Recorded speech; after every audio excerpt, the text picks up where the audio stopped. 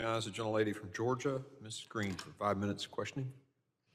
Thank you, Mr. Chairman, and I'd like to thank you all for coming to our committee today, and thank you for the job that you do.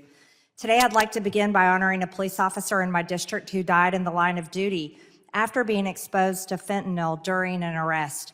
Corporal Christopher Jackson Dye spent his life in service to our nation and to the community of Northwest Georgia. He committed 12 years of service to the Army, followed by many years of law enforcement in Walker County. In November 2020, Corporal Dye was conducting an arrest when he was exposed to fentanyl. The arrest tragically resulted in his passing away from a heart attack associated with the fentanyl exposure. This week, we honor him along with many other brave men and women who have died in the line of duty serving our communities. Their commitment to their jobs should always be remembered. Fentanyl is the #1 killer of Americans between the ages of 18 and 45. It kills approximately 300 Americans a day, every day. In counties throughout the 14th District from 2019 to 2022, fentanyl deaths increased by over 350%. This is something I know that you gentlemen deal with far too often. According to the Georgia Narcotics Association, approximately 7 out of 10 pills on the street are laced with fentanyl coming across the southern border. I'd like to ask each of you, is this something that you're having to deal with as well?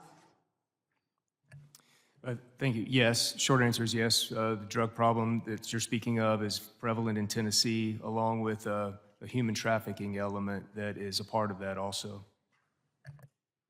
Yeah, absolutely. The porous border is basically the cause for all this fentanyl going through the United States. Austin is something we deal with on a daily basis all throughout the day.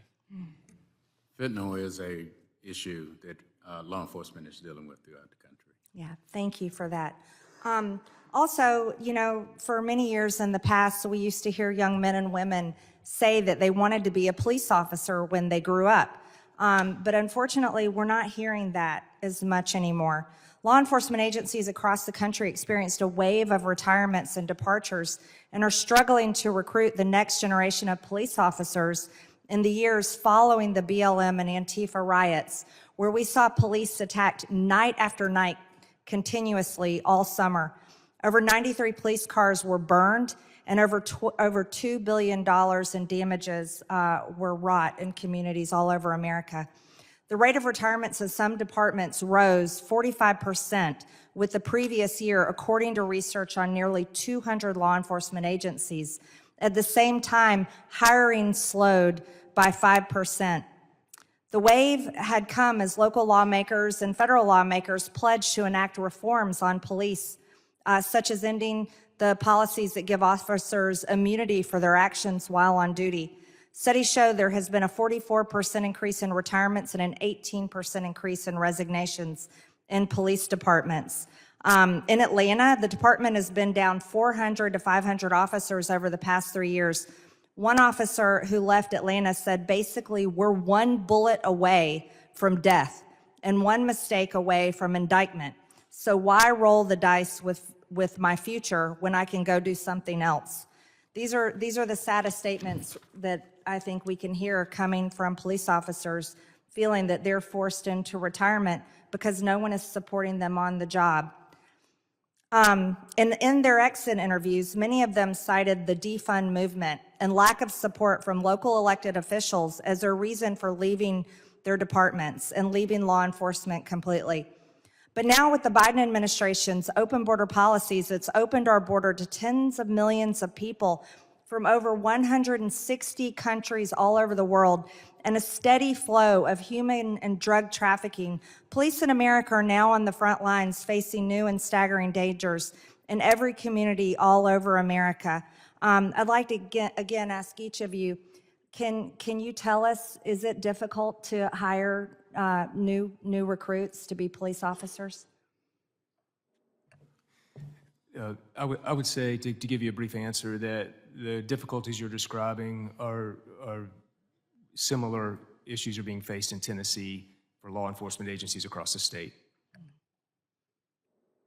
I can't speak for nationally, which I think you have spoken for, which is a problem.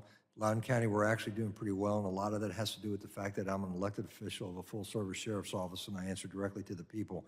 And even though I'm an elected official, I'm not. We run an apolitical shop, and we support the Constitution, and that's what we do. And so I don't have political agendas driving what we do in the law enforcement community. So it actually works out well for our community. I'm happy to hear that. In Austin, and I'd say in the major city centers across Texas, yes, we are dealing with those issues. As a matter of fact, we tend to lose officers from our department that will go to a smaller department because it has a more positive environment that they feel supported in, that they want to go there. I spoke to Chief Shearbaum just recently as it relates to Atlanta Police Department, and they are seeing improvements as it relates to recruitment. Having discussion with other police chiefs throughout the country, what we are seeing is those numbers begin to stabilize and a unique effort to recruit and challenge differently in their spaces of recruitment. So we're all hopeful. Well, I certainly hope so. I think supporting our police officers is the most important thing that we can do, especially as elected officials. Thank you, Mr. Chairman. I yield back. Gentlelady yield.